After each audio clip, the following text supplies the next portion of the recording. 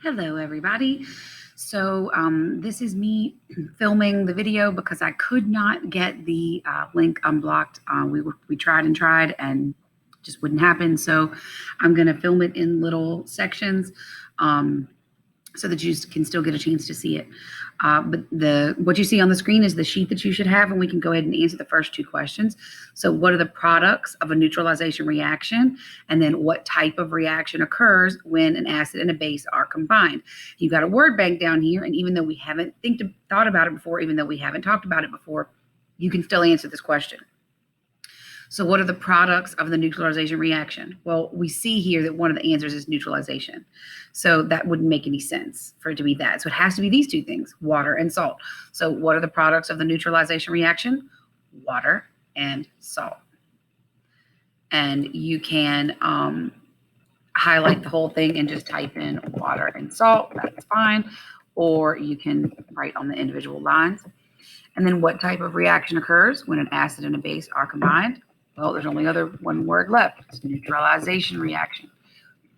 So when you have an acid and a base, so if you've got stomach acid and then you take a Tums, which is a base, the acid and the base neutralize each other and create water and a digestible salt, and then you feel better. All right, so we're going to get started on the video.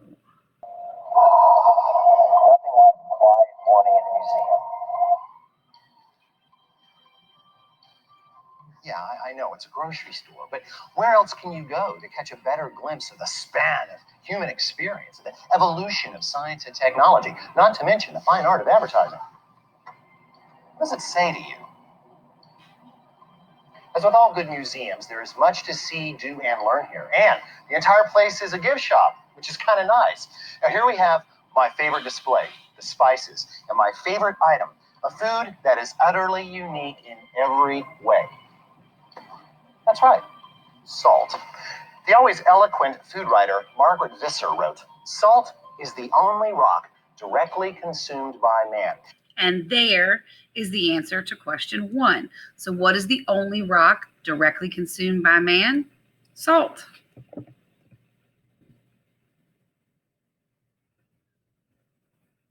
It corrodes but preserves. It desiccates but is wrested from the water.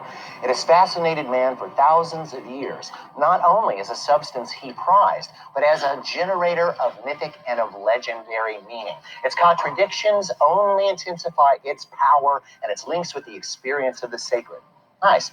Besides that, without salt, there would be no beef jerky, soda pop, spaghetti sauce, canned soup, potato chips, chocolate sauce, donuts, dog food, cheese, bologna, peanut butter, ham, ketchup, athletic drinks, bread, pickles, olives, anchovies, capers. And just imagine what pretzels would taste like without this.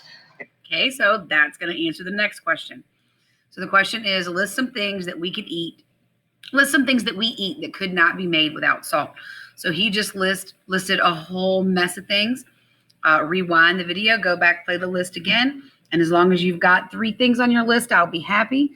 If you just want to copy the ones I write down, that's fine. But the ones I can remember, he's pickles, soda, pretzels. I know that bread without salt just tastes absolutely disgusting. So, right?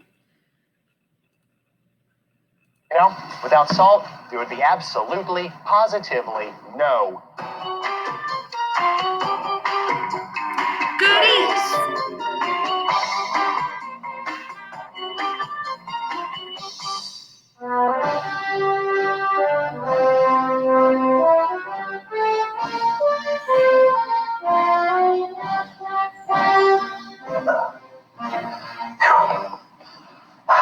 Water everywhere. Not a drop to drink. Well, you could drink it, but I don't think you'd much like the results. That's because most seawater is about 3.5% salt. And okay, 3.5% salt. And there's another question. Most seawater is what percentage of salt? 3.5%.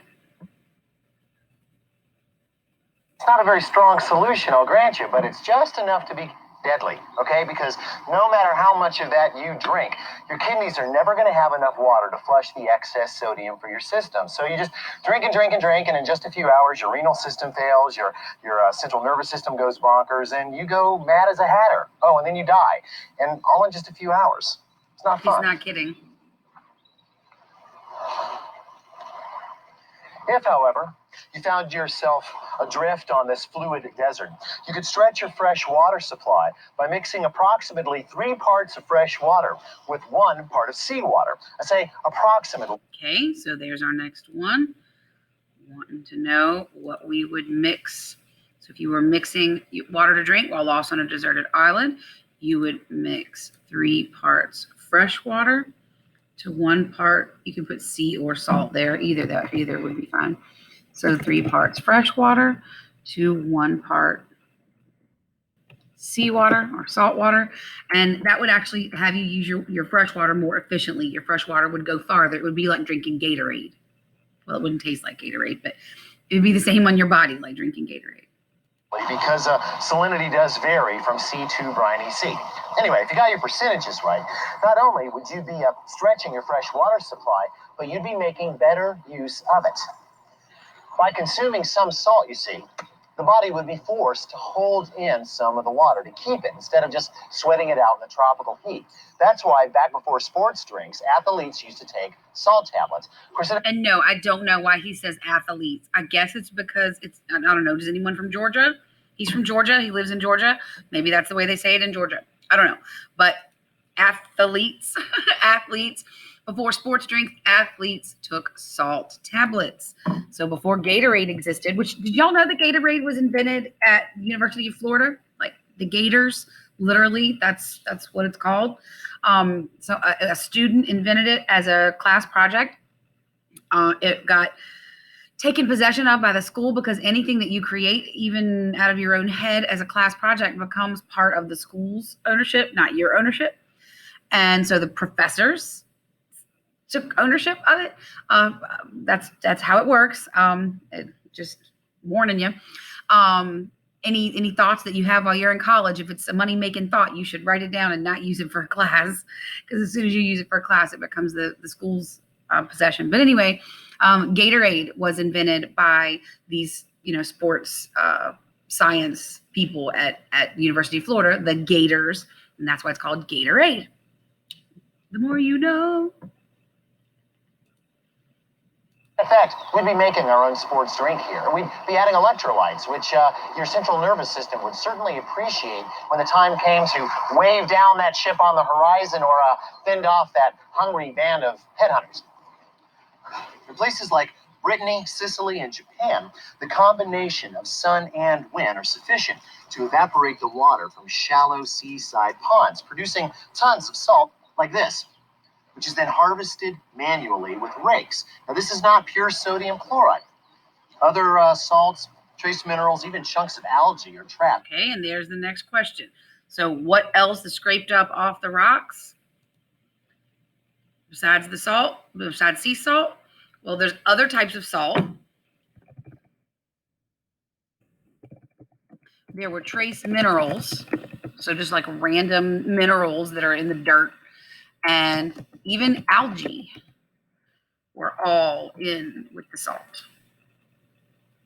In these crystals, along with the specific size and shape of the crystal, manufacturers or harvesters of sea salt depend on these molecular modifications to give their products a unique character, which is decidedly lacking from the salts produced by large solar commercial works.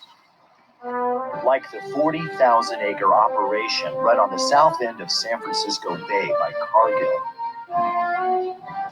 Now, despite its immense size, this process could not be more natural or more simple. Bay water is pumped into shallow ponds where sun and wind go to work evaporating the water. Over the next 4 years, the brine is moved from pond to pond, getting saltier along the way. That pink, by the way, comes from algae that actually likes that salt. There's question 8. Now, after 5 years, the brine is pumped into clay-lined crystallization There's 9. bonds, which coax the salt out of solution.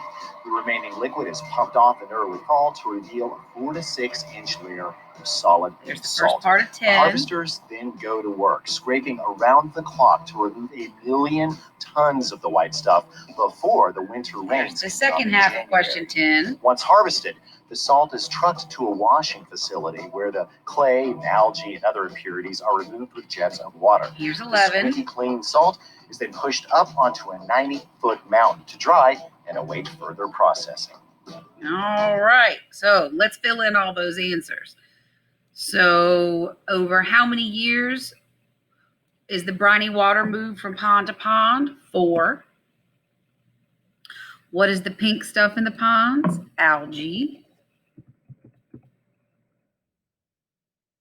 Over how many years is the pond drained and the salt harvested? He said 5. And then once the water is drained, there is a 4 to 6 inch layer of salt to be scraped up. And he said that works out to be about 1 million tons of salt. And then the salt is washed to remove dirt and the algae and the trace minerals. And then it's put in a 90-foot mountain to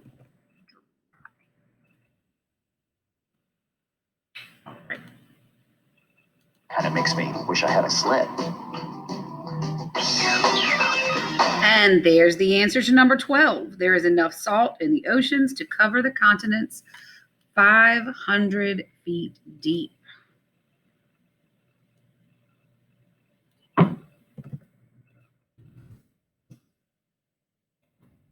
All right, that is a good place to kind of put a pause on it and break this up into multiple sections to make life easier for all of us. So I'm going to stop there, and this is going to be the end of video number 1. Make sure you look for video 2.